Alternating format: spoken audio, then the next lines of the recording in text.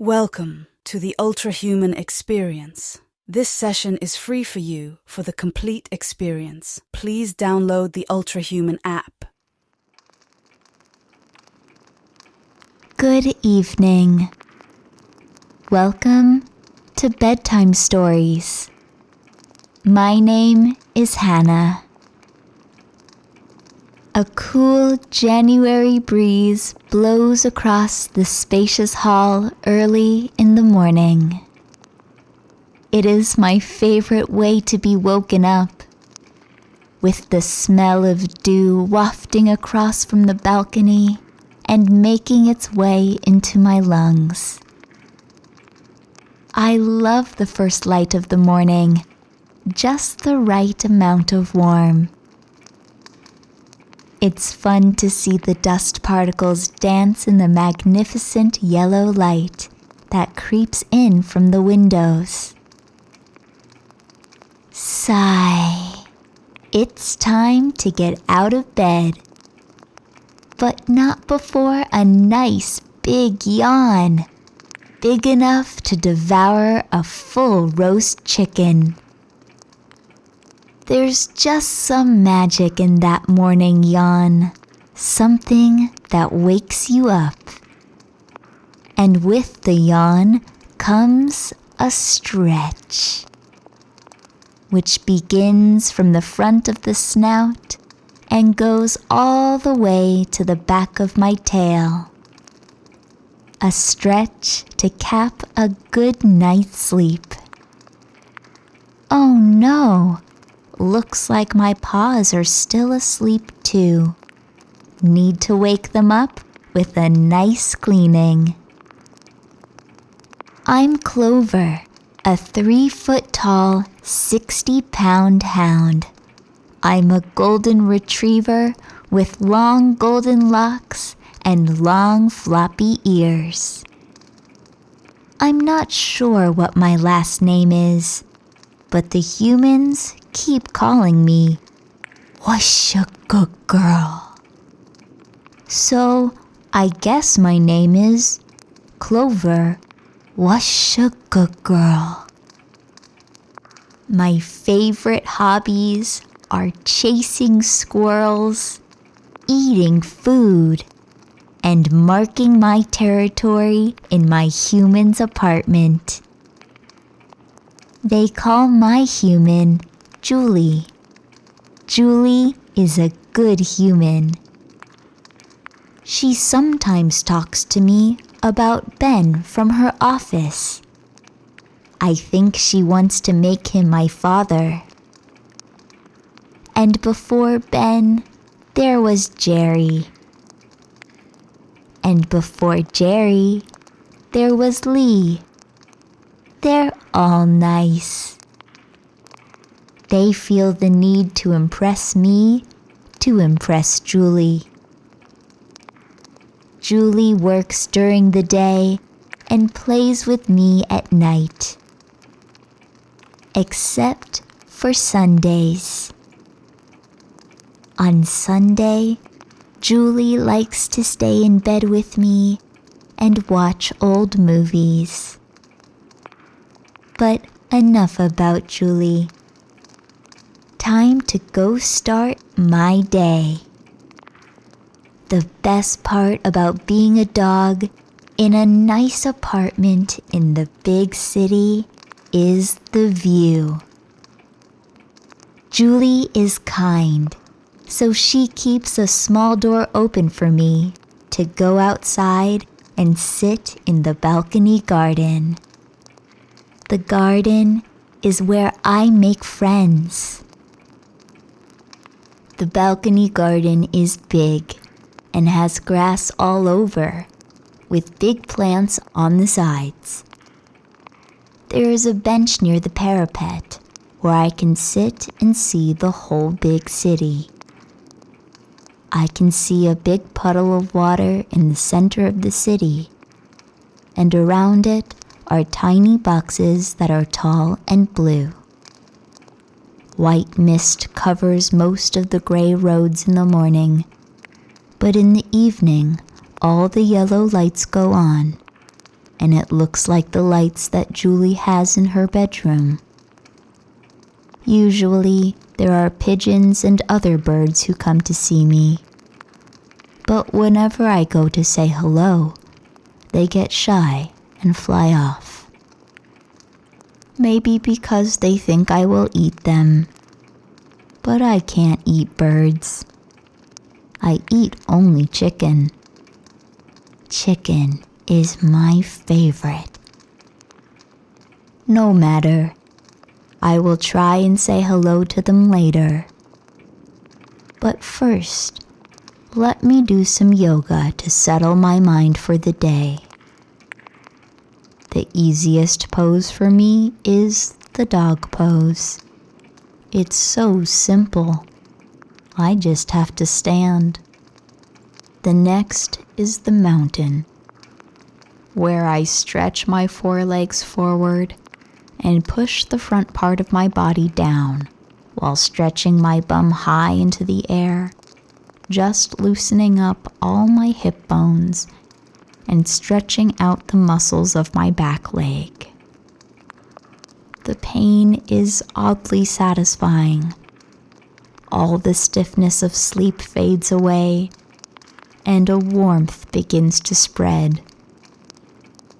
From the mountain pose, I get into the cobra pose.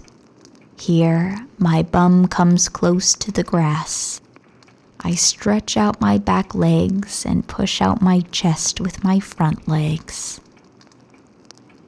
Julie calls this the lion pose when I do it, because she says I look like a lion and not a cobra. And that's enough yoga for now. Time to see if Julie is awake.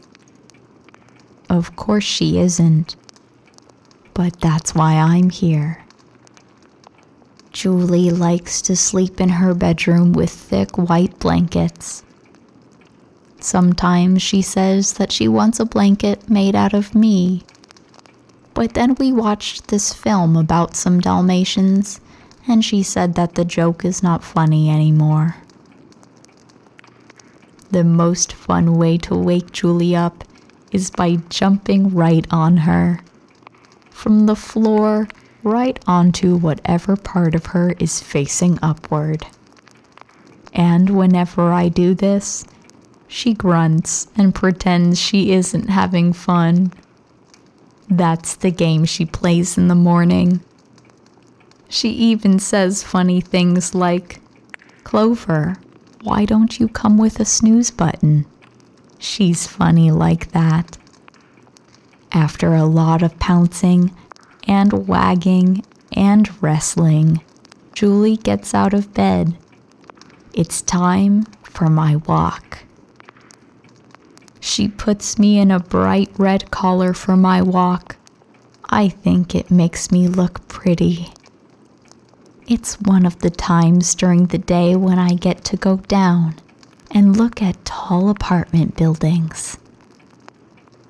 I run around, trying to chase cars, falling in love with mailboxes, making acquaintances, and generally being jolly. When it's too cold outside, I even get a bright pink jacket to keep me warm. The park is just around the corner, and when we get there, Julie lets me free. When I get there, the first thing I like to do is run in full speed, like a bullet train, right to the end of the park. The joy of the grassy open space.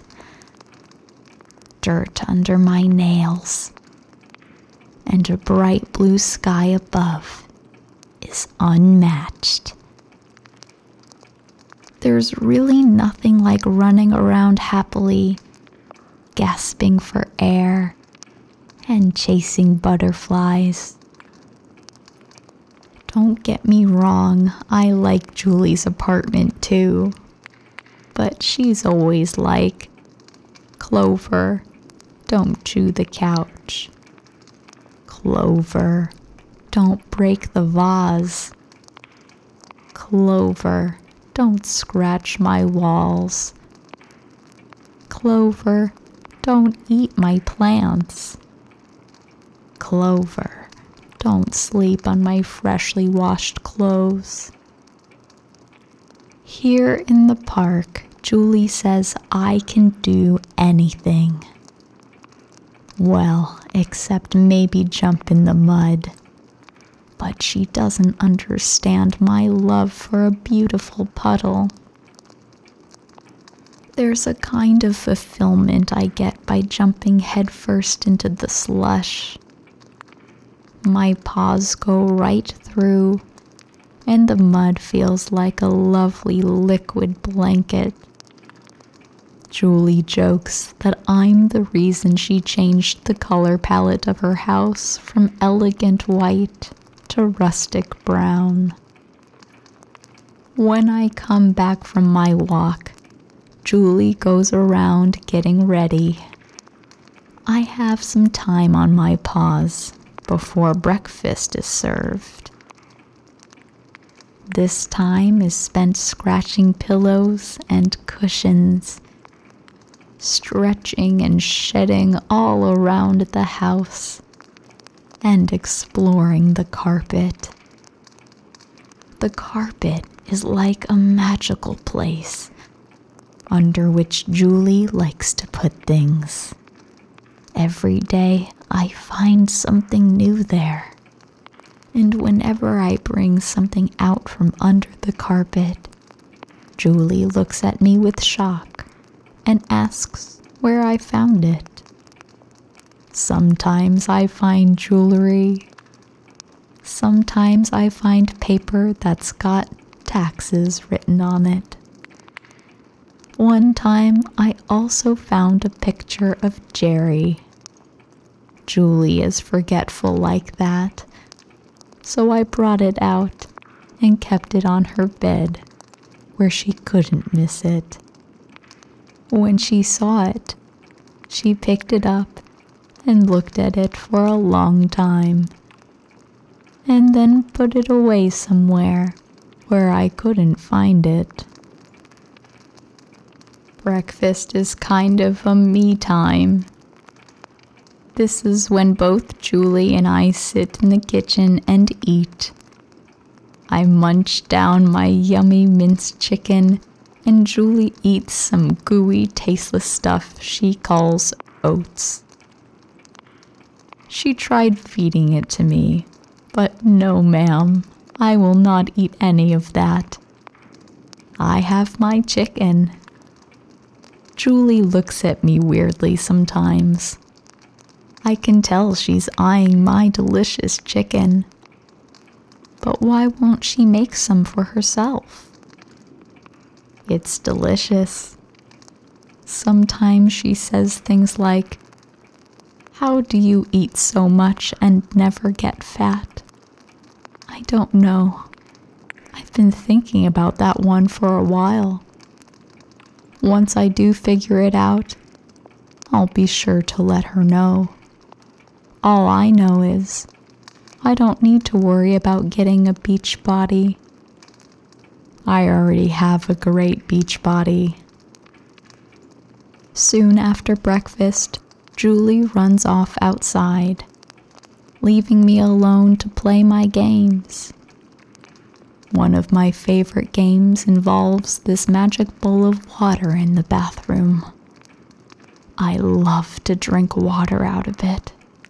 For some reason, the bathroom always smells like spring. There is a nice soft mat right in front of this magic bowl that I drink from. And the best part, however much I drink from this magic bowl, the water never seems to get over. The rest of the day I spend in the house, either watching TV, playing in the balcony garden, or wrestling with the pillows on the couch. Sometimes I even watch Goldie and Sam swimming in their fishbowl. I can watch them for hours. We have staring contests and play hide and seek. They're not very good at hide and seek because every time I'm the seeker, I catch them within seconds. They're always hiding between the plants in their bowl. It's like they won't leave the bowl. And when they're seeking, they can never find me. I've found out how to win. I just hide behind the couch. They never look there. Once I even tried playing catch with them. I managed to tip the bowl over and catch both of them. But Julie saw me and got mad.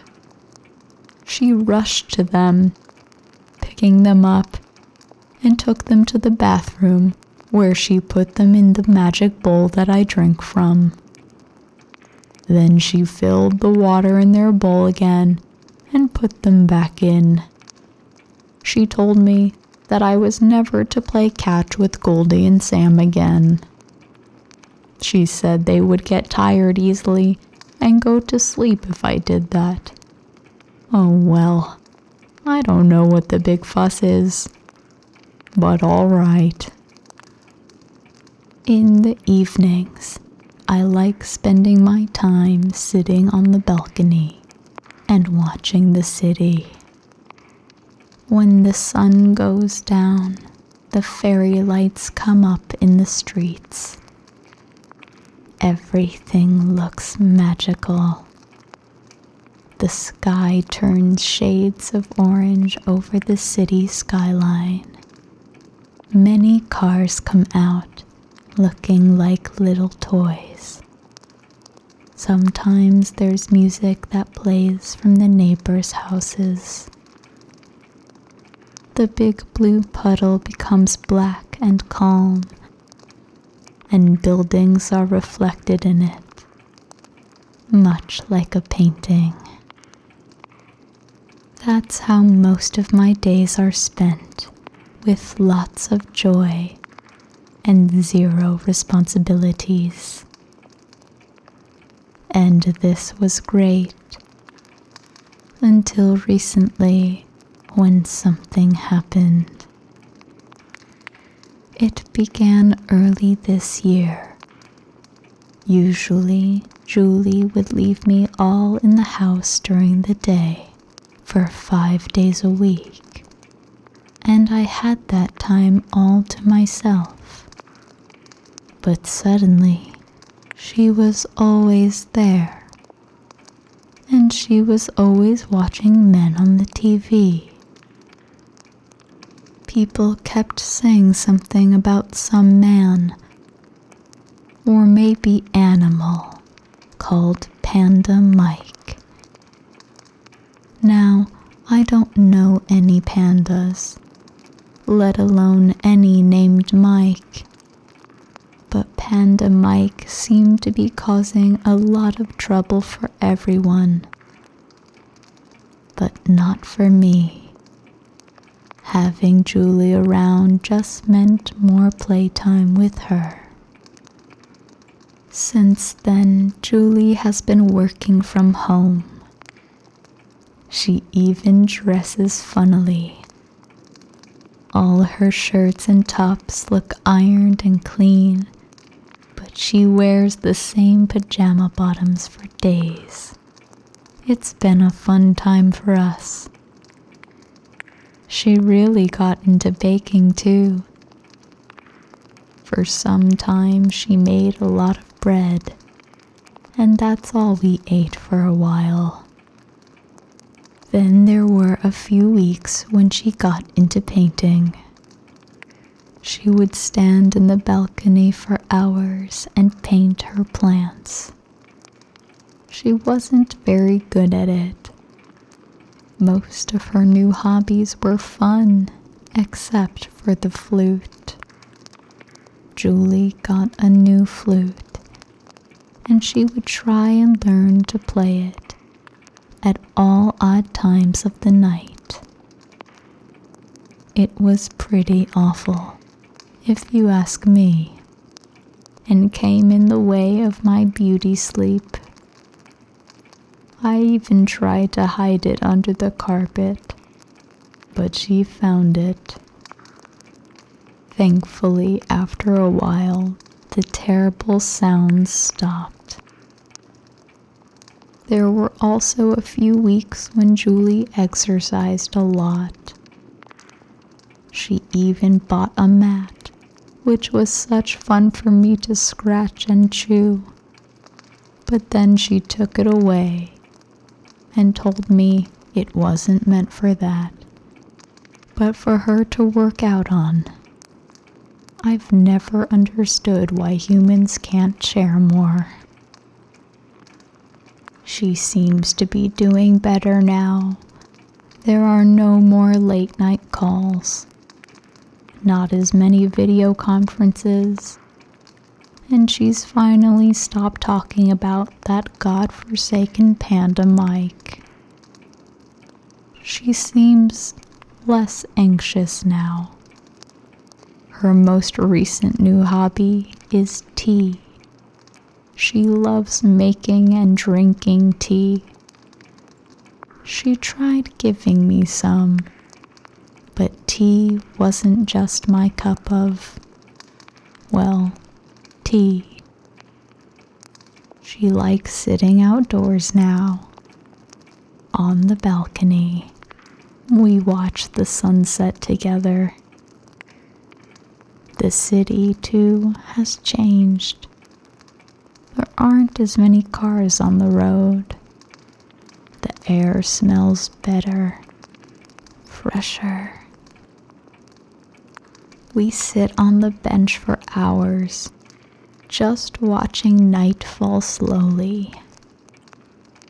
I put my head on Julie's lap, and she gently strokes my ears and my neck.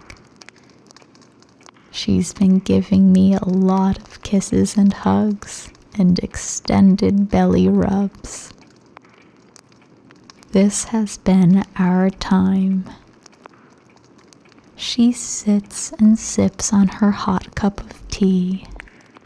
It smells like clover and lime. I like the smell. We look at the stars above us. Big, bright stars that look like hope in an ever-flowing abyss. Or that's what Julie says after she's had a few cups of tea.